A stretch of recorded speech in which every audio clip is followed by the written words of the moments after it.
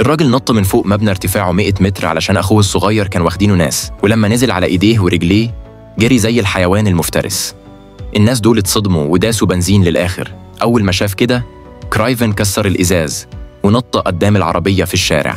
بعد ما نزل اندفع عليها وبمنتهى القوة خبط عربية اللص لحد ما وقفها. الناس اللي كانوا واخدينه حاولوا يهربوا، لكن كرايفن نط على العربية السوداء وفضل يضرب الإزاز الأمامي بعنف. الناس دول فضلوا يلفوا يمين وشمال علشان يوقعوه، بس كرايفن مسك فيها جامد وقدر يطلع فوق السقف. في اللحظة دي أخوه كان فقد الوعي. كرايفن كسر الإزاز بالقوة والناس اللي خطفوه بدأوا يضربوا نار. كرايفن بسرعة دخل جوه العربية، ولما كان هينقذ أخوه خبطوا في عربية جاية قدامهم، وده سمح للناس دول يوصلوا للميناء. ولما كانوا هيطلعوا على الهليكوبتر ويهربوا كرايفن لحقهم تاني، مسك حبل شبكة ورماه بقوة وعلقه في الهليكوبتر بدقة، وبعدها حاول يشد الهليكوبتر لتحت غصب. الطيار على طول على بيها، بس كرايفن زك رجليه على عمود وربط الحبل فيه. الناس اللي كانوا واخدينه حاولوا يوقفوه بضرب النار، لكن كرايفن اتحرك بسرعة واستخبى ورا ساتر. بعدين مسك ماسورة حديد وطعن بيها الراجل اللي ماسك السلاح بدقة، ومع كده الهليكوبتر قدرت تقلع.